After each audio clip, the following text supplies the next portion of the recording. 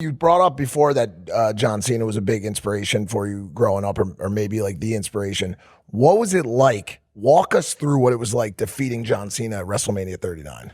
Man, that whole process was crazy. Like even the promo, like talking to him. I even went down to his gym and we had dinner and we were talking and everything.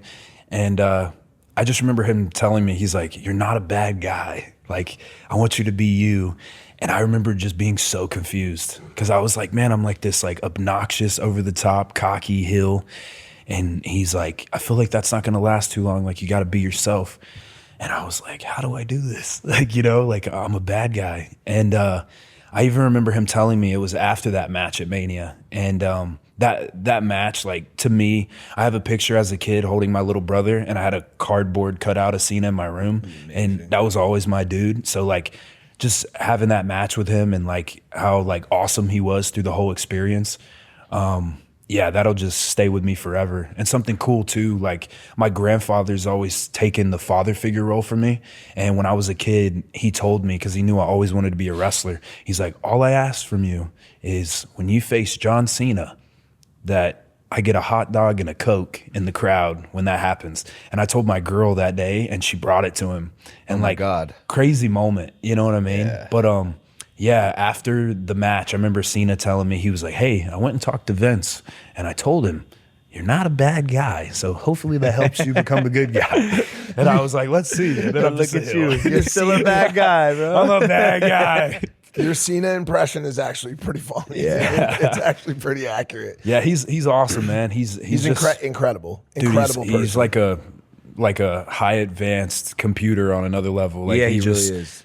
But also so human at the same time. 100%. Like, it's just how it's so wild how far out of his way he will go to make everyone feel worth it. Yeah. And make everyone feel valuable in some way. I mean, he's just such an incredible person. Yeah. And in this business, Mike, for young wrestlers like Austin and myself, he will go out of his way to give you the knowledge that he's had over the past 2 decades or so of wrestling. Like, I'm sure you learned a ton from him along the way. Can you share a piece of advice or something that he taught you? One of my favorite things was doing the match at Mania. Like, I knew like the finish and like me biting his ear and stuff. Because I remember he asked me, he's like, "Do you know who Evander Holyfield is?" I was like, yeah. He's like, "We'll do something like that tonight." And I'm like, all right, cool.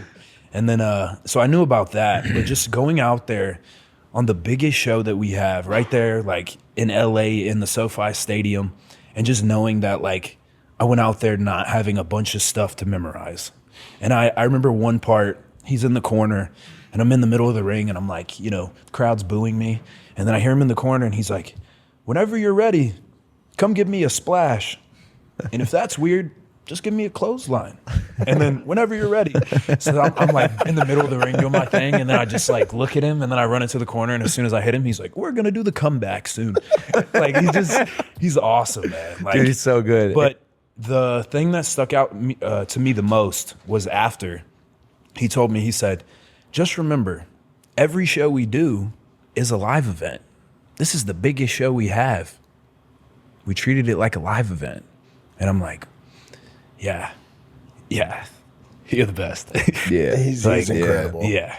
He's in that upper just echelon of like the greatest of all time. Yeah. And I think Incredible. with him, it's he just not afraid to fail or just like humiliate himself, And I remember him saying that to me. He was like, "I'm just the one that's, not afraid to like be humiliated, like just humility, you know what I mean? Like just go for it, try stuff, fail." Yeah, he did that. He did that. Was it at the Oscars where he went on there naked or something? Dude, who would do that? I mean, I thought it was awesome. No, but that's what I'm saying. Yeah. But like who could really like, you meet a lot of people that have that energy and could be like, oh, they do it. But like when the moment comes on a level like that, like Leonardo DiCaprio's in the crowd and Denzel Washington. And no, he doesn't give a fuck. Which is awesome. I texted him about it. I was like, "That was so good."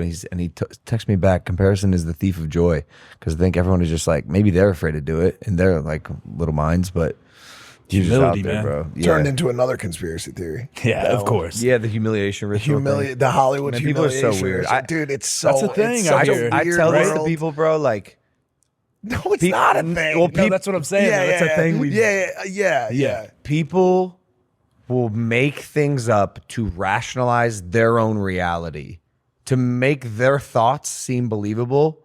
They'll believe made up shit that doesn't exist. It's like a lot of people are living in like delusional land. Hey there, Impulsive viewer. If you like that clip, check out another one just somewhere around this video screen.